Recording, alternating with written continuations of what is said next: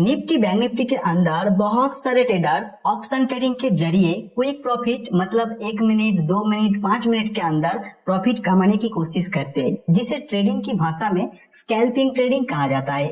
लेकिन 95% से भी ऊपर ट्रेडर इसमें क्विक प्रॉफिट की जगह क्विक लॉस कर लेते हैं। और ऐसा होने का कारण है उनके पास कोई भी क्विक प्रॉफिट करने का यानी स्कैल्पिंग ट्रेड करने का सॉलिड स्ट्रेटेजी नहीं है।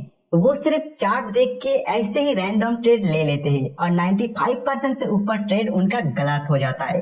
तो अगर आपके साथ भी ऐसा हो रहा है और आप एक सॉलिड स्कैल्पिंग स्ट्रेटेजी सीखना चाहते हो तो ये वीडियो को कंप्लीट देख के जाना। यहाँ पे आपको एग्जाम्पल के साथ एक सॉलिड स्कैल्पिंग स्ट्रेटेजी सिखाया जाएगा।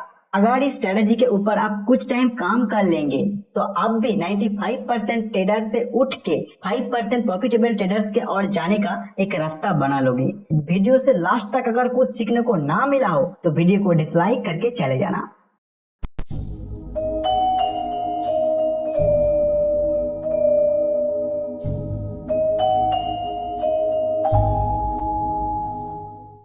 तो देखिए, इस सिस्टम से स्कैल्पिंग ट्रेड करने के लिए आपके पास 3 टाइम फ्रेम का चार्ट होना चाहिए, 15 मिनट, 5 मिनट और 1 मिनट। इसमें से 5 मिनट होगा आपका मेन चार्ट। इसके ऊपर आप एनालिसिस करोगे और जो भी क्राइटेरिया देखना होगा वो सभी इसी चार्ट के ऊपर आप देखोगे। क्या क्या देखना है, कैसे एनालिसिस करना है, वो सब मैं आगे इन डिटेल्स में बताऊंगा। और 5 मिनट में अगर आपको सिग्नल मिल रहा है उसका कंफर्मेशन के लिए आपको 15 मिनट चार्ट देखना है। अगर ट्रेड में एंट्री हो जाता है तो ट्रेड को मैनेज करने के लिए मतलब कहाँ निकलना है, स्टॉप लॉस कहाँ रखना है, ये सब करने के लिए आपको 1 मिनट चार्ट को यूज करना है। तो चलिए एग्जाम्पल लेते हैं और उसके साथ ये सिस्टम को समझने की कोशिश करते हैं। तो अभी हम बैंक निफ्टी के 27 सितंबर का 5 मिनट चार्ट में हैं। तो इसमें आप देखोगे इस दिन bank Nifty gap down open होता है और इस जगह पे थोड़ा फाइट होता है बायर और सेलर के बीच में। फिर सेलर प्राइस को कंट्रोल करके एक शार्प नीचे प्राइस को लेके गया था। फिर इसी एरिया में फिर से फाइट होना शुरू करता है और जो अभी लेटेस्ट कैंडल आपके सामने दिखाई दे रहा है इसमें बायर ये जो फाइट एरिया है इसको पूरी तरह से कंट्रोल करके एक बहुत ही स्ट्रॉन्ग बाइंग सिग्नल जनरेट किया हुआ है। तो इसको देख के ऐसा लग रहा है कि यहाँ से प्राइस ऊपर जा सकता है। तो क्या आपको इस जगह पे बाइंग करना चाहिए? तो नहीं करना चाहिए, क्योंकि देखिए इतना शार्प सेल आने के बाद अगर यहाँ पे भले ही फाइट कर रहा है फिर भी आपको एक बुलिश सिग्नल देख के इसको ट्रेड नहीं करना होता है। आपको और थोड़ा प्राइस एक्शन देखना होगा, उसके बाद आपको डिसीजन लेना होगा। तो इसी तरह आपको जो 5 मिनट चार्ट है उसमें आके प्राइस एक्शन को स्टडी करना है और प्राइस एक्शन से आपको एक बार पहले कंफर्मेशन लेना है, फिर जाके आगे का क्राइटेरिया देखना होता है। और देखिए प्राइस एक्शन को स्टडी करने के लिए कोई भी रूल्स नहीं है कि मैं कोई आपको रूल्स बता दूं उस रूल्स के मुताबिक आप उसको स्टडी करोगे, ऐसा कोई रूल्स होता ही नहीं है। क्योंकि अलग अलग सिचुएशन में अलग अलग जगह पे ये जो प्राइस एक्शन है उसके अकॉर्डिंग उसको स्टडी करना पड़ता है। तो आपको इसमें ज्यादा से ज्यादा प्रैक्टिस करना होगा और प्रैक्टिस करने के लिए आपको नया नया चार्ट को देखना होगा। तो आपको अगर चार्ट देखना नहीं आता है मतलब आप प्राइस एक्शन को उतना अच्छे से समझ नहीं पाते हो तो इसके ऊपर हमारा बहुत सारा वीडियो बना हुआ है किस तरह प्राइस एक्शन को पढ़ सकते हो, वो सब वीडियो देख सकते हो। और एक हमारा नया चैनल है जिसमें हम रेगुलर मार्केट एनालिसिस वीडियो डालते हैं, तो उसमें भी हम बहुत डीप जाके प्राइस एक्शन को समझाते हैं और हर डे नया नया प्राइस एक्शन आते रहते हैं उसमें। तो आप उसमें सीख पाओगे कि किस तरह प्राइस एक्शन को स्टडी करना पड़ता है। अगर आप वो चैनल को सब्सक्राइब नहीं किया तो चैनल को सब्सक्राइब कर लीजिए। तो वहाँ पे प्राइस एक्शन को सीखने की कोशिश कीजिए और फिर खुद उसको इम्प्लीमेंट करने की कोशिश कीजिए, खुद स्टडी कीजिए, तब जाके आपका जो प्राइस एक्शन का एनालिसिस करना वो जाके सुधर पाएगा। लेकिन जो सिस्टम अभी मैं आपको बताऊंगा ये प्राइस एक्शन स्टडी करने के बाद वो सिस्टम सेम ही रहेगा। वो सिस्टम आप किसी भी जगह पे जाकर उसको यूज कर सकते। तो देखिए यहाँ पे हमारा जो बाई सिग्नल है वो जनरेट नहीं हो पा रहा है, तो हमें और भी प्राइस एक्शन को देखना है। अगर उसमें हमें बाइंग सिग्नल जनरेट होता है तो जाकर हम बाई करेंगे और उसके ऊपर हम जो क्राइटेरिया लगाएंगे वो भी अगर फुलफिल करता है तो जाकर हम स्कैल्पिंग इसमें करेंगे। अभी आप देखिएगा इस जगह पे फाइट किया, फिर एक बुलिश सिग्नल जनरेट किया, मतलब बायर प्राइस को यहाँ पे कंट्रोल किया, फिर इसी जगह पे आके फिर से सेलर और बायर प्राइस के ऊपर फाइट किया। मतलब बायर भी चाह रहे थे कि प्राइस को इससे ऊपर ले जाया जाए और सेलर भी चाह रहे थे कि यहाँ से नीचे ले जाया जाए। लेकिन यहाँ पे फाइट होने के बाद फिर से एक बाई सिग्नल जनरेट किया। तो क्या हो रहा है यहाँ पे, पहले यहाँ पे बायर विन हुआ, फिर इस जगह पे भी बायर विन हो रहा है। तो ऐसा लग रहा है कि जो ये शार्प डाउन मूवमेंट आया है इस जगह पे, इसमें थोड़ा ये अभी पुल बैक कर सकता है। तो इस पुल बैक का जो प्राइस अभी आने वाला टाइम में आ सकता है, इसके अंदर आप एक स्कैल्पिंग ट्रेडिंग कर सकते हो। देखिए इसका कोई कंफर्मेशन नहीं कि ये पुल बैक ही होगा, हो सकता है ये रिवर्स भी हो जाए, जैसे कि यहाँ पे ऊपर जाए फिर यहाँ पे थोड़ा टाइम बीतने के बाद फिर से ऊपर चला जाए तो ये रिवर्स हो जाएगा। लेकिन फिलहाल का जो प्राइस एक्शन हमारे सामने है उससे हमें ये अंदाजा लग रहा है कि जो शार्प नीचे गिरा है अभी इस जगह पे आने के बाद बायर प्राइस के ऊपर कंट्रोल ले रहा है, तो यहाँ पे चांस है कि थोड़ा पुल बैक ये करे और उसी पुल बैक को हमें कैप्चर करना है हमारे स्कैल्पिंग ट्रेड के अंदर। एक बार जैसे ही आपके सामने ये 5 मिनट में कंफर्मेशन मिल गया तो इसी 5 मिनट चार्ट में आपको 10 पीरियड सिंपल मूविंग एवरेज लगाना है। लगाने के बाद क्या करना है मैं आपको बताता हूँ, पहले मैं इसको लगा लेता हूँ। तो ये जो ब्लू कलर का लाइन दिखाई दे रहा है इस 10 पीरियड सिंपल मूविंग एवरेज, तो इसमें आपको क्या देखना है, सबसे पहले आपको देखना है जो ये 10 पीरियड सिंपली मूविंग एवरेज है, जो कैंडल आपको बाय सिग्नल जनरेट कर रहा है, मतलब ये कैंडल इसका क्लोज इसका ऊपर है क्या नहीं। अगर इसके ऊपर है तो आपका फास्ट राइट हो रहा है, मतलब फास्ट क्राइटेरिया राइट हो रहा है, तो यहाँ पे ये ऊपर है तो फास्ट क्राइटेरिया राइट हो रहा है। सेकेंड आपको देखना है कि जब आप बाय करने जा रहे हैं, मतलब इस प्राइस पॉइंट में आप बाय करने जाओगे, पूरा एंट्री पॉइंट यहाँ पे होगा और जो 10 पीरियड सिंपली मूविंग एवरेज इसका डिस्टेंस कितना है, ये डिस्टेंस बहुत ज्यादा नहीं होना चाहिए। तो ज्यादा कम का डेफिनेशन आपको कहाँ मिलेगा, जिस चार्ट के ऊपर आप ट्रेड कर रहे हैं उसी चार्ट को देखिए, ये जनरली जिस तरह का ये डिस्टेंस रहता है अगर उसी के आसपास है तो आप जाके ट्रेड कर सकते हैं। अगर बहुत ज्यादा डिस्टेंस हो रहा है तो आप उसमें ट्रेड मत कीजिए। जैसे कि आप देख सकते हो यहाँ पे अगर आपको बाय सिग्नल जनरेट होता तो यहाँ पे आपका 10 पीरियड सिंपली मूविंग एवरेज है, तो ये ज्यादा डिस्टेंस नहीं है। लेकिन सेल साइड के लिए आप यहाँ पे देखिए, यहाँ पे आपका सेल सिग्नल मान लेते जनरेट हुआ और आपका जो 10 पीरियड सिंपली यहाँ पे है तो इसका डिस्टेंस बहुत ज्यादा हो रहा है, तो इतना ज्यादा डिस्टेंस नहीं होना चाहिए। जनरली जितना रहता है उतना है या उससे थोड़ा बहुत कम ज्यादा होगा तो चलेगा। तो यहाँ पे जिस तरह का है ये क्राइटेरिया भी ठीक हो रहा है। देखिए जो जो क्राइटेरिया मैं यहाँ पे आपको बता रहा हूँ वो अपने नोटबुक में लिख लीजिए ताकि आप जब प्रैक्टिस करोगे आपको याद आए, क्योंकि मैं और भी क्राइटेरिया आपको बताऊंगा तो सभी याद नहीं रहेगा। और ये क्राइटेरिया को आपको बहुत ही अच्छे से फॉलो करना है अगर आप इस सिस्टम से स्कैल्पिंग ट्रेडिंग करने जा रहे हो। तो अभी आपको 30 पीरियड का एक्सपोनेंशियल मूविंग एवरेज को प्लॉट करना है। ये जो रेड कलर का आपके सामने मूविंग एवरेज दिखाई दे रहा है ये 30 पीरियड का एक्सपोनेंशियल मूविंग एवरेज और ये 10 पीरियड का सिंपली मूविंग एवरेज।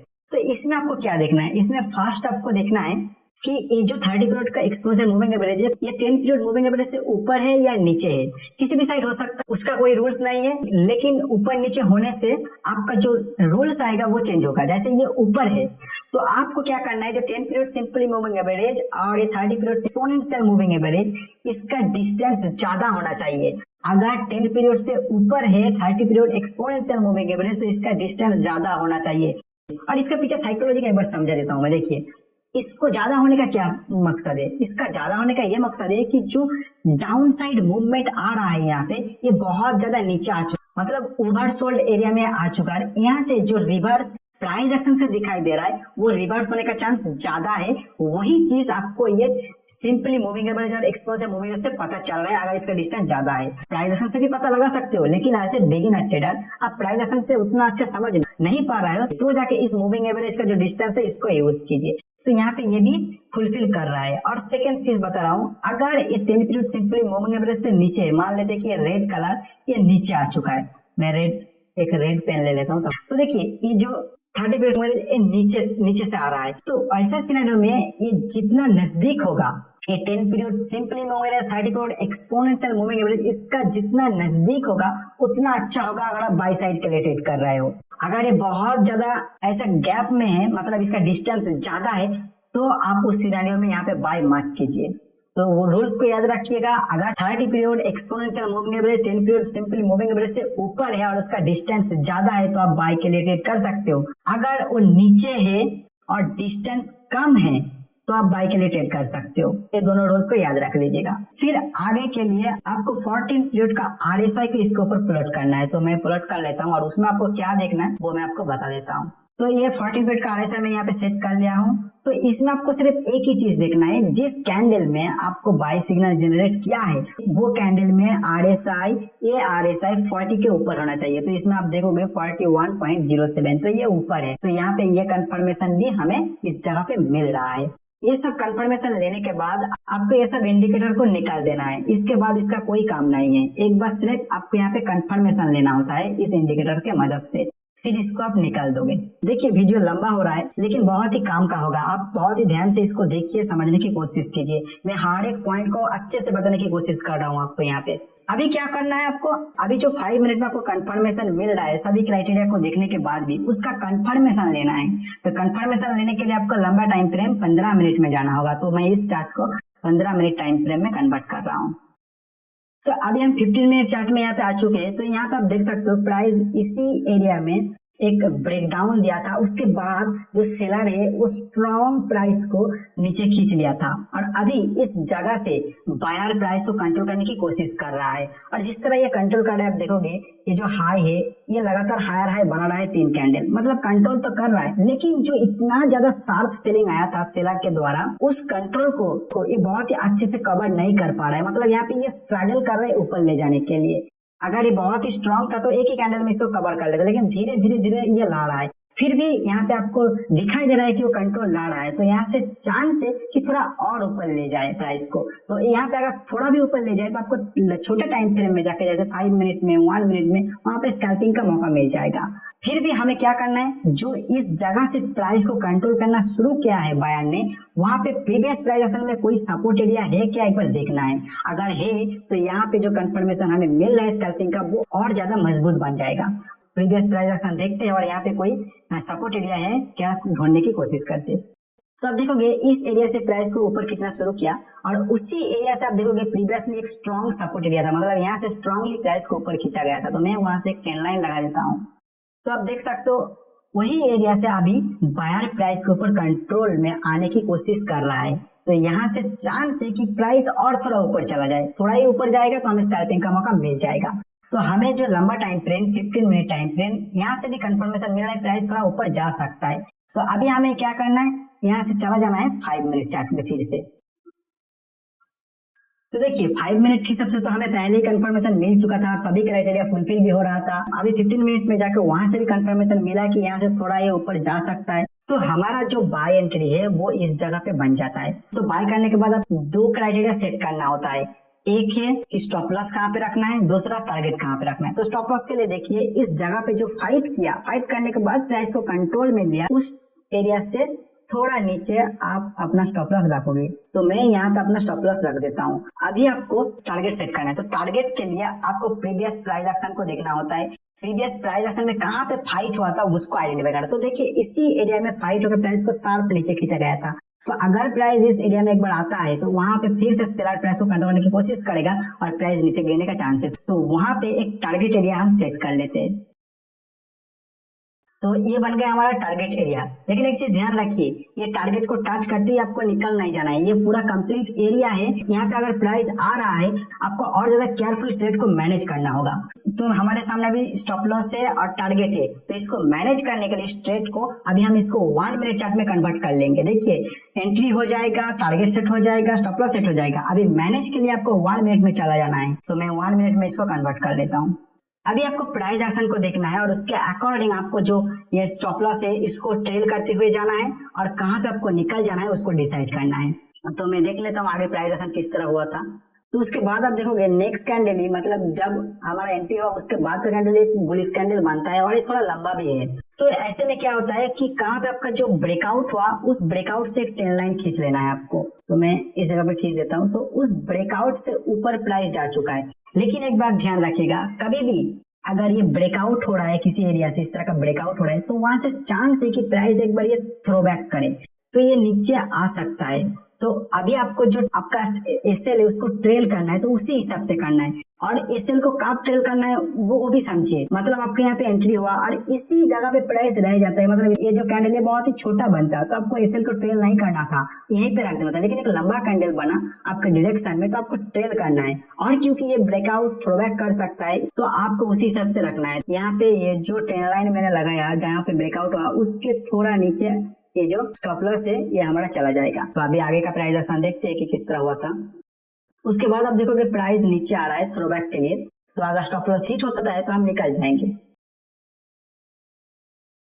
फिर इसी जगह पे आ जाइए। यहाँ पे आने के बाद आप देखोगे यहाँ पे जो हाई बनाया था फिर थ्रोबैक किया, अभी उस हाई को कवर कर लिया। तो उस हाई से जो स्विंग हाई बनाया उस स्विंग हाई से एक हमें ट्रेन लाइन खींचना है, तो इसी ट्रेन लाइन को मैं ऊपर खींच लेता हूँ यहाँ पे। तो अभी जो हमारा एसएल है, इस एसएल को भी हमें ट्रेल करना है। तो ट्रेल करके कहाँ रखना है, ये जो लंबा कैंडल बनेगा इस लंबा कैंडल के थोड़ा नीचे हम अपना एसएल रख देते हैं। अभी आगे का प्राइस एक्शन क्या हुआ था हमें देख लेते हैं। तो जैसे ही प्राइस आप देखोगे कि आपके डायरेक्शन में भागना शुरू किया, तो यहाँ पे आप देखोगे ये जब कवर करके और एक बुलिश करने तो आपके डायरेक्शन में भागना शुरू कर दिया। तो जो एसएल को ट्रेल करने का एक मेथड मैंने आपको सिखाया कि 2 कैंडल को आपको देखना है और उसमें से जो लो होगा, सबसे जिसका लो नीचे होगा वहीं पे आपको एसएल रख देना होगा। जब आप स्कैल्पिंग करने जा रहे हो, क्योंकि आप 5 मिनट में एनालिसिस कर रहे हो और उसको 1 मिनट में आके मैनेज कर रहे हो, तो 5 मिनट को सीधा 1 मिनट में लेके आ रहे हो। ये 2 कैंडल आपको नहीं देखना है, आपको तब 3 कैंडल देखना है, 1 2 3 कैंडल देखना है और उसमें से जिसका लो नीचे वहां पे आपको एसएल रख देना है। लेकिन अगर आप स्कैल्पिंग नहीं कर रहे हो, अगर आप 30 मिनट 15 मिनट और 5 मिनट का कॉम्बिनेशन में हम जो ट्रेड करते हैं उसके अकॉर्डिंग ट्रेड कर रहे हो, तो आपको 2 कैंडल ही रहेगा, क्योंकि वहां पे आप 15 मिनट में स्टडी कर रहे हो और 5 मिनट में लेके आ रहा है, मतलब 15 का 3 हिस्सा करके एक हिस्से में आप आ रहा है और यहाँ पे 5 मिनट का 5 हिस्सा करके एक हिस्से में आ रहा है, तो यहाँ पे आपका 3 कैंडल आ जाएगा। तो अभी हम देखेंगे 3 कैंडल, 1 2 3 कैंडल। तो इस 3 कैंडल का लो बनता है ये, लेकिन पहले ही हम अलग सिस्टम से प्राइस एक्शन के हिसाब से लंबा कैंडल बनाया है, यहाँ पे पड़ता ये पहले ही ऊपर आ चुका है, तो ये सिस्टम से नहीं, अभी ये सिस्टम से आ जाएगा। देखिए कौन सा टाइम कौन सा सिस्टम को लगाना है वो भी आपको समझना होगा, जो आगे और भी आएगा मैं आपको समझाऊंगा। तो मैं अभी आगे देख लेता हूँ कि किस तरह प्राइस एक्शन हुआ था। तो देखिए अभी 1 2 3 ये 3 कैंडल, इसका सबसे नीचे का लो यही है तो यही पे रहेगा। फिर आप देखोगे 1 2 3 1 2 3 ये 3 में से इसका लो सबसे नीचे है, तो मैं इसको यहाँ पे लेके जा रहा हूँ। तो ऐसे ही आपको 3 देखना होगा और जिसका लो सबसे नीचे है वहीं पे रख देना है। लेकिन इस रूल्स को आप तब ब्रेक करोगे जब आपके डायरेक्शन में कोई लंबा कैंडल बन जाए। मान लेते कि यहाँ पे एक लंबा कैंडल बन गया इस तरह का, तो 3 तब नहीं देखना है, तब आपको ये लंबा कैंडल के अकॉर्डिंग या तो इसका 50% के नीचे रख देना है या फिर इसका लो के नीचे रख देना है। उस टाइम का प्रीवियस प्राइस एक्शन कहाँ पे था उसको देख के तब ट्रेड को मैनेज करना होगा। क्योंकि देखिए अगर आपका डायरेक्शन में एक लंबा कैंडल बन गया, मतलब मूव बहुत ज्यादा आ गया, तो उस मूव को आपको कैप्चर करना होगा। उस जगह पर अगर आप 3 का जो रूल्स है उसको फॉलो करोगे तो आपका इससे बहुत नीचे रह जाएगा और आप जो मूवमेंट है उसका फायदा नहीं उठा पाओगे। तो आगे का प्राइस एक्शन क्या हुआ था वो हम देख लेते हैं। तो देखिए 1 2 3 कैंडल, तो मैं इस 3 का जो लो है वहां पे लेके चला जाता हूँ, इस जगह पे आ जाता है हमारा एसएल। फिर आप देखोगे 1 2 3 यहीं पे आ जाता है हमारे एसएल, जहाँ पे है वहीं पे रहेगा। फिर आप देखोगे यहाँ पे एक 42 कैंडल बनाया 1 2 3, तो ये जो एसएल है वो इसका लो के नीचे आ जाएगा। फिर आप देखोगे इस तरह का एक 42 कैंडल बनाया। अभी देखिए ये 3 जो है 1 2 3, इस 3 में से ये जो लेटेस्ट कैंडल है इसका लो सबसे नीचे है, तो आपका एसएल इसका थोड़ा नीचे आ जाएगा, इस जगह पे आ जाएगा। फिर क्या हो देख लेते हैं। फिर और एक बनता है, अभी देखिए 1 2 3 जहाँ पे है वही लो सबसे नीचे है। फिर आप देखोगे 1 2 3 लेटेस्ट 3 को देखिए 1 2 3 अभी जहाँ पे है उसका ही लो सबसे नीचे है। फिर आप देखोगे 1 2 3 अभी आपका ये थोड़ा ऊपर आ जाएगा, क्योंकि जो लेटेस्ट 3 कैंडल है उसका लो थोड़ा ऊपर है, तो ये थोड़ा ऊपर आ जाएगा। इस तरह मतलब आपको ट्रेल करते हुए जाना है, 3 का कैंडल देखना है और जिसका लो सबसे नीचे है वहीं पे आपका एसएल को रख देना है। फिर आप देखोगे इस जगह आपका एसएल हिट हो गया, तो मतलब आपका जो बाय ऑर्डर था वो इस जगह पे था, आपका एसएल हिट हुआ इस जगह पे। तो लगभग कितना पॉइंट का यहाँ पे आपका प्रॉफिट हुआ एक बार देख लेते हैं, यहाँ से यहाँ तक तो लगभग 68 69 इस पॉइंट का आपको प्रॉफिट हुआ। तो बैंक निफ्टी के अंदर अगर स्कैल्पिंग ट्रेड कर रहे हैं उसमें भी आपको 68 69 इतना पॉइंट मिल रहा है, ये बहुत ज्यादा है। क्योंकि आप देखिएगा इस टाइम अगर आप ऑप्शन बाय करते थे, इस जगह पे ऑप्शन बाय करते थे और यहाँ पे आके एग्जिट कर रहे थे, तो जो भी ऑप्शन यहाँ पे बाय किए हो वो लगभग यहाँ पे डबल से भी ज्यादा हो गया होगा इतना ही पॉइंट में। स्कैल्पिंग के अंदर 68 पॉइंट कम नहीं है, बहुत ज्यादा होता है। तो आप इस तरह इसको मैनेज कीजिए, मतलब अपना जो एनालिसिस 5 मिनट में कीजिए और 1 मिनट में आके इस तरह मैनेज कीजिए। मैनेज किस तरह किया जाता है वो प्राइस एक्शन के हिसाब से मैं आपके यहाँ पे सिखा रहा हूँ, लेकिन इसका कोई रूल्स नहीं होता है क्योंकि हर जगह अलग अलग प्राइस एक्शन होगा। तो जो मेथड में आपको सिखाया कि 3 कैंडल देखना है, अगर लंबा कैंडल बन जाता है तो उस चीज जगह पे आपको 3 नहीं बल्कि लंबा कैंडल के अकॉर्डिंग आपको एसएल को रखना है। ये सबको फॉलो कीजिए तब जाके आपको कुछ प्रॉफिट दिखाई देगा, वरना आप ऐसे ही रैंडम ट्रेड लोगे तो क्या होगा, आपका मान लेते कि आप इस जगह पे भी ट्रेड ले लिया तो इस आपके डायरेक्शन में जाना शुरू करेगा, एक ऐसा कैंडल आएगा कि आपको प्रॉफिट होते हुए भी वो कैंडल आके आपका पूरा प्रॉफिट खा जाएगा। तो इसीलिए जो सबसे मेन पॉइंट है ट्रेड का वो है ट्रेड मैनेजमेंट। इसीलिए मैं यहाँ पे ज्यादा टाइम स्पेंड कर रहा हूँ आपके साथ, आपको समझाने के लिए कि किस तरह ट्रेड को मैनेज किया जाता है। तो मैं आपको अभी अप साइड के लिए मेरा सिस्टम बताया, अभी डाउन साइड के लिए एक बता देता हूँ कि किस तरह आपको क्राइटेरिया को देखना होता है। देखिए प्राइस एक्शन तो सब सेम ही होता है, उसमें आपको अलग अलग एक्सपीरियंस लेना होगा तब जाकर उसमें आप मास्टरी कर पाओगे। लेकिन जो क्राइटेरिया ये सिस्टम का, स्कैल्पिंग सिस्टम का, वो मैं अप साइड के लिए बताया, अभी डाउन साइड के लिए भी आपको बता देता हूँ, ताकि आपको अगर डाउन साइड में भी कोई स्कैल्पिंग का मौका मिल जाए तो इस सिस्टम से आप कर पाए। तो बैंक निफ्टी का भी 27 सितंबर के चार्ट है ये, और ये 5 मिनट का चार्ट है। तो 5 मिनट में आपको प्राइस एक्शन को देखना है, वहां पे अगर कंफर्मेशन मिल रहा है तब जगह आगे का देखना है। तो देखिए प्राइस एक रेंज में फंसा हुआ था इस जगह पे, फिर ये थोड़ा गैप डाउन ओपन होता है और शार्प प्राइस को नीचे खींचा जाता है। फिर इस जगह पे आप देखिएगा यहाँ पे थोड़ा फाइट किया, मतलब बायर प्राइस को अपना कंट्रोल में लेकर ऊपर ले जाने की कोशिश किया। कितना कैंडल में कोशिश किया, देखिए 1 2 3 4 5 6 कैंडल में यहाँ पे कोशिश किया। और लेटेस्ट जो कैंडल यहाँ पे आपको दिखाई दे रहा है वो कैंडल इस 6 कैंडल का कोशिश को एक ही बार में ये रिजेक्ट करके इसके नीचे क्लोज कर गया। मतलब ये जो रफ्तार था सेलर का प्राइस को नीचे खींचने का, इसमें दिखाई दे रहा है कि वो रफ्तार फिर से होने वाला है और ये प्राइस यहाँ से नीचे जा सकता है। तो 5 मिनट में हमें प्राइस एक्शन से पता चल रहा है कि प्राइस यहाँ से नीचे जा सकता है। अभी हमें जो इंडिकेटर का क्राइटेरिया हमें देखना होता है उसको लगाना है। तो पहले ही हम 10 पीरियड का सिंपली मूविंग एवरेज यहाँ पे लगा लेंगे। तो देखिए यहाँ पे जब आप सेल साइड के लिए ट्रेड कर रहे हो तो आपको देखना है जहां पे आप सेल कर रहे हो जिस पॉइंट में, उसका क्लोजिंग क्या 10 पीरियड सिंपली मूविंग एवरेज से नीचे है, अगर है तो राइट होता है, तो यहाँ पे है नीचे। सेकेंड चीज देखना है कि जहां पे आप सेल कर रहे हो और जिस जगह पे 10 पीरियड सिंपली मूविंग एवरेज है उसका डिस्टेंस बहुत ज्यादा है, अगर ज्यादा है तो नहीं करना है, अगर ज्यादा से कम है नॉर्मल है तो कर सकते हो। तो यहाँ पे नॉर्मल है, तो ये भी क्राइटेरिया फुलफिल हो रहा है। अभी आपको एक्सपोनेंशियल मूविंग एवरेज को प्लॉट करना है, 30 पीरियड के एक्सपोनेंशियल मूविंग एवरेज को। तो आप देखिएगा 30 period exponential moving average red colour का है, तो इसमें आपको दो टाइप से देखना है। अगर 10 पीरियड सिंपली मूविंग एवरेज से ये ऊपर है तो आपको देखना है कि इसका डिस्टेंस ज्यादा नहीं होना चाहिए। ये बहुत ज्यादा डिस्टेंस होगा तो उसका मतलब प्राइस बहुत ही नीचे खींच चुका है और यहाँ से और नीचे जाने का चांस थोड़ा कम है, यहाँ से रिवर्स हो सकता है। तो आपको ये ज्यादा नहीं होना चाहिए, नॉर्मल होना चाहिए, या थोड़ा बहुत ऊपर नीचे हो सकता है वो भी चल जाएगा, लेकिन यहाँ पे ये ज्यादा नहीं है। अभी आगे देखिए 30 पीरियड एक्सपोनेंशियल मूविंग एवरेज अगर इससे नीचे होता तो ऐसा सिनेरियो में इसका जो डिस्टेंस, मतलब 10 period simply moving average 30 period exponential moving average का जो डिस्टेंस है ये जितना ज्यादा होता उतना अच्छा, ये नजदीक होता तो अच्छा नहीं होगा। और एक चीज मैं बता देता हूँ, अगर आपका जो ट्रेंड है वो डाउन ट्रेंड में है तो आप देखोगे जो 10 पीरियड से एक्सपोनेंशियल मूविंग एवरेज हमेशा ऊपर ही रहेगा, ये नीचे तब रहता है जब आपका ट्रेंड अप ट्रेंड में है। तो अप ट्रेंड में प्राइस ऊपर जा रहा है और सिंपली मूविंग एवरेज यहाँ पे मान लेते हैं और 30 पीरियड जो एक्सपोनेंशियल मूविंग एवरेज वो मान लेते हैं बहुत नीचे है, तो इसका मतलब ये जो ट्रेंड है ये बहुत ही ओवरबॉट एरिया में चला गया है और यहाँ से आपको अगर सेल सिग्नल मिल रहा है तो ये नीचे आने का चांस ज्यादा होता है। और क्योंकि ये डाउन ट्रेंड में है तो आपको हमेशा ये ऊपर ही मिलेगा, और ऊपर जब मिल रहा है तो आपको यही चीज देखना है कि इसका डिस्टेंस कम होना चाहिए, मतलब नॉर्मल होना चाहिए या कम होना चाहिए, ज्यादा नहीं होना चाहिए। और नीचे है तो ये ज्यादा होना चाहिए या नॉर्मल होना चाहिए, ये कम नहीं होना चाहिए। अगर कम है तो आपको यहाँ पे सेल नहीं करना है इस जगह पे। तो यहाँ पे हमें मूविंग एवरेज का कंफर्मेशन मिला, अभी हमें आरएसआई का कंफर्मेशन लेना है, तो वही 14 पीरियड आरएसआई आपको प्लॉट कर लेना है इस जगह पे।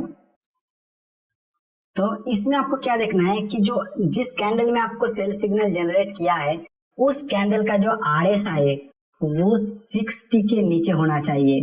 तो अभी हम देख सकते हैं ये 40 के भी नीचे है, तो यहाँ पे भी हमें आरएसआई से कंफर्मेशन मिल रहा है। तो अभी ये सभी कंफर्मेशन लेने के बाद आपको क्या करना है, ये सब इंडिकेटर निकाल देना है, क्योंकि इसका काम अभी और कुछ नहीं है। तो 5 मिनट में सभी क्राइटेरिया और प्राइस एक्शन के अकॉर्डिंग यहाँ पे सेल रिजेक्शन हमें मिल रहा है। अभी हमको लंबे टाइम फ्रेम मतलब 15 मिनट टाइम फ्रेम में जाके इसका एक कंफर्मेशन लेना होगा, तो मैं इसको 15 मिनट में कन्वर्ट कर लेता हूँ। तो इस 15 मिनट में आप देखोगे प्राइस एक रेंज में फंसा हुआ था, यहाँ पे एक रेंज में फंसा हुआ था। तो आज मतलब इस दिन गैप डाउन ओपन हुआ, एक शार्प सेलिंग आया था और इस जगह पे थोड़ा टाइम बिताने के बाद आप देखोगे ये कैंडल ने एक सेलिंग सिग्नल दे रहा है। तो कौन सी जगह पे आके ये सेलिंग सिग्नल दे रहा है वो भी हमें देखना होगा। तो आप देखोगे पहले इस जगह से एक बार प्राइस को ये ऊपर खींचना शुरू किया था, लेकिन फिर ये डाउन हुआ। डाउन होने के बाद यहाँ पे ट्रेडर को फंसाया गया, मतलब ये डाउन सिग्नल देने के बाद यहाँ पे ट्रेडर को फंसाया और फिर से ऊपर खींच लिया गया। तो उसी एरिया में आके ये फिर से सेलर ट्राई कर रहा है कि प्राइस को और नीचे ले जाया जाए, मतलब एक बार यहाँ पे ट्राई कर चुका है लेकिन फंस गया। और फंसने के बाद प्राइस ऊपर गया और धीरे धीरे धीरे धीरे ये प्राइस को कंट्रोल करके उसी एरिया में लेके आया विथ हाई कंट्रोल के साथ। और फिलहाल जो लेटेस्ट कैंडल उसमें भी हमें दिखाई दे रहा है कि इसको ये ब्रेक करके नीचे क्लोज किया है। तो यहाँ से चांस है कि ये जो 15 मिनट कैंडल, यहाँ से चांस है कि थोड़ा और नीचे जाए। अगर ये थोड़ा भी नीचे चला जाएगा तो हमें जो lower time frame 1 minute 5 minute उसमें जाके स्कैल्पिंग का मौका मिल जाएगा। तो यहाँ से हमें कंफर्मेशन मिल रहा है। तो अभी यहाँ से हमें फिर से 5 मिनट में चला जाना है। तो 5 मिनट में आने के बाद आपका जो एंट्री होता है इस जगह पे अभी एक एसएल रखना है। तो एसएल यहाँ पे जो लंबा कैंडल बना, मतलब जहां से सेलर को स्ट्रांगली सेलर प्राइस को नीचे खींचा, उसका थोड़ा ऊपर आप अपना एसएल को इस तरह रख दोगे। और जो टारगेट है उसके लिए आपको प्रीवियस प्राइस एक्शन को देखना है, कहाँ पे जाके प्राइस रुक सकता है। तो उस एरिया से आपको एक एरिया मार्क कर लेना है और फिर 1 मिनट में जाके आपको ट्रेड को मैनेज करना है। तो मैं प्रीवियस प्राइस एक्शन को देखता हूँ। देखिए यहाँ पे एक प्रीवियस प्राइस एक्शन हुआ था, लेकिन उसी एरिया में आपको सिग्नल मिल रहा है, तो और नीचे का देखना होगा। तो मैं चार्ट को और थोड़ा जूम कर लेता हूँ ताकि मुझे ज्यादा से ज्यादा डेट यहाँ पे दिखाई दे। तो देखिएगा आप यहाँ पे आपको सिग्नल मिल रहा है इस एरिया में, और उसके नीचे ये जो एरिया आपको दिखाई दे रहा है यहाँ पे, ये एरिया, ये सब एरिया पे ऊपर से आके एक सपोर्ट फेस कर सकते हो, क्योंकि पहले इस जगह पे एक रेजिस्टेंस फेस किया था। तो उसी में ऊपर से आने के बाद सपोर्ट फेस कर सकते। तो वहां से मैं एक एरिया खींच देता हूँ ताकि हमें 1 मिनट में जाके ट्रेड को मैनेज करने में इजी हो पाए। तो हमारे सामने 3 पॉइंट आ चुका है, entry point, stop loss point और टारगेट एरिया। तो अभी हमें 1 मिनट में चला जाना है और वहां पे इस ट्रेड को मैनेज करना है। तो देखिएगा ये हमारा स्टॉप लॉस, यहाँ पे एंट्री। तो आगे का प्राइस एक्शन हमें देखना है। तो आगे का प्राइस एक्शन के सब देखिए स्ट्रॉन्ग बेयरिश कैंडल बन गया। तो आपके डायरेक्शन में अगर एक स्ट्रॉन्ग कैंडल बन जाता है तो आपका स्टॉप लॉस को उसी हिसाब से ट्रेल करना होगा। तो इस सिचुएशन में किस तरह टेल करते तो अच्छा होता, मैं दिखाता हूँ आपको। देखिए इस जगह से ब्रेकडाउन हुआ, तो उस ब्रेकडाउन से आपको एक ट्रेंड लाइन लगा के देख लेना है कि कहाँ पे ये ब्रेकडाउन हुआ। अभी जो आपका स्टॉप लॉस होगा वो आप लेके आ जाओगे उस ट्रेंड लाइन के थोड़ा ऊपर आप रखोगे। फिर आगे का प्राइस एक्शन आपको देखना है। आगे का प्राइस के हिसाब से आप देखोगे वो भी एक स्ट्रॉन्ग बेयरिश कैंडल बन चुका है। तो एक स्ट्रॉन्ग बन रहा है, तो इसमें आपको 3-3 का फॉलो नहीं करना है। अगर आप 3-3 फॉलो करने जाओगे तो आपका स्टॉप लॉस यहीं पे रह जाएगा और इतना लंबा जो डाउन आया उसका फायदा नहीं उठा पाओगे। तो उसके लिए आपको जो ये एसएल है, अभी ये लंबा कैंडल में क्योंकि बायर अपना कंट्रोल दिखाया लास्ट तक, तो आप जो हाई है उस हाई के थोड़ा ऊपर अपना जो एसएल है उसको रखोगे। अगर ये एक स्ट्रॉन्ग बेयरिश कैंडल होता, मतलब इसका प्रीवियस जो बना स्ट्रॉन्ग बेयरिश कैंडल इसके जैसा होता, तो मैं कहता कि इसका 50% के ऊपर रख दीजिए। फिर आगे एक बुलिश कैंडल बन चुका है। तो अभी हम 3 का रूल्स फॉलो करने जाएंगे तो यहाँ पे आ जाएगा, लेकिन पहले ही हम इस यहाँ पे लेके आ चुके हैं अपना स्टॉप लॉस को। तो यहाँ पे कुछ नहीं करना है, वहीं पे रख देना है और आगे का प्राइस देखना है। अगर प्राइस यहाँ तक आ जाता है तो हमारा स्टॉप लॉस हिट हो जाएगा, हम निकल जाएंगे। फिर एक छोटा कैंडल बनता है और यहाँ पे 3-3 का रूल्स आप फॉलो करोगे तो देखोगे जहां पे आपका स्टॉप लॉस है वहीं पे रहेगा, क्योंकि 3-3 का रूल्स ए साइड क्या कहता है, लेटेस्ट 3 कैंडल देखिए उसमें से जिसका हाई सबसे ऊपर है उस हाई के ऊपर अपना एसएल को रख दीजिए। तो 1 2 3 जहाँ पे वहीं पे होगा, क्योंकि इसका हाई सबसे ऊपर है। फिर आगे का प्राइस एक्शन देखते हैं। यहाँ पे आप देखिए 1 2 3, यहाँ पे 3 हुआ और अभी बुलिश कैंडल का जो हाई है वो सबसे ऊपर है, तो हमारा स्टॉप लॉस यहाँ पे आ जाएगा।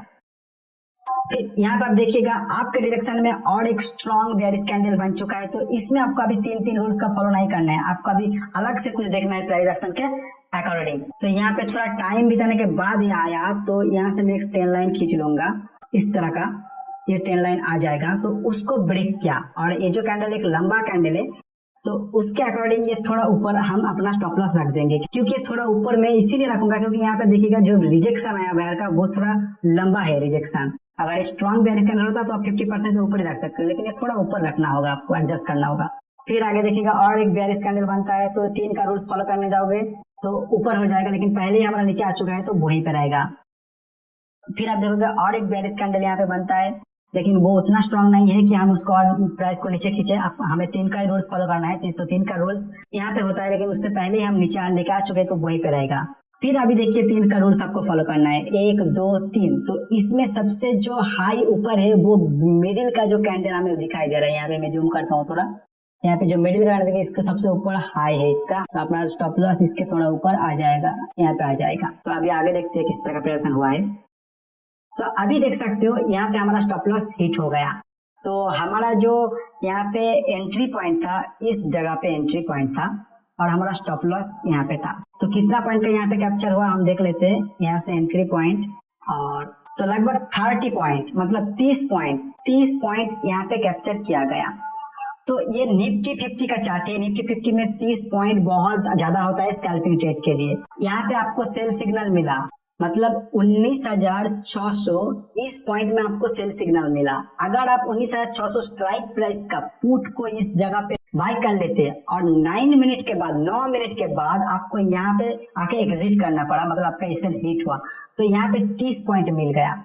तो इस 30 पॉइंट अगर आप यहाँ पे कैप्चर कर सकते थे तो 19,600 का जो भी प्रीमियम यहाँ पे चल रहा था इतना ही पॉइंट में वो डबल से भी ज्यादा हो जाता है। यहाँ पे 30 पॉइंट स्कैल्पिंग के लिए बहुत ज्यादा होता है निफ्टी के अंदर। तो मेरा इस वीडियो का बनाने का यही मकसद था कि आपको ट्रेड मैनेजमेंट को सिखा पाऊं और किस सिस्टम से आप जो स्कैल्पिंग ट्रेड करते हो उसको कर सकते हो। तो अगर आप यहाँ तक वीडियो को देख चुके हो तो आपके अंदर सीखने का चाहत है, इसलिए आप यहाँ तक देख चुके हो। तो आशा करता हूँ जो जो क्राइटेरिया मैंने आपको बताया वो सभी का नोट भी आप बना लिया है। तो मैं अभी आपको कहना चाहूंगा ये जो क्राइटेरिया मैंने बताया इसको आप प्रैक्टिस कीजिए, आप इस्तेमाल करने की कोशिश कीजिए आपका ट्रेडिंग में। और जो प्राइस एक्शन है उसको आपको सीखना होगा, कहाँ पे किस तरह का प्राइस एक्शन हो रहा है उसके अकॉर्डिंग आपको ट्रेडिंग डिसीजन लेना होगा। अगर आपको प्राइस एक्शन समझने में दिक्कत होता है तो आप हमारा बैंक निफ्टी एनालिसिस जो चैनल है उसको भी सब्सक्राइब कर लीजिए और उसका डेली एनालिसिस को देखिए। वहां पे मैं डेली जो प्राइस एक्शन होता है उसको बहुत ही डिटेल्स में समझाता हूँ, तो उसको भी देखिए। आपको जो प्राइस एक्शन है उसका जो अंडरस्टैंडिंग वो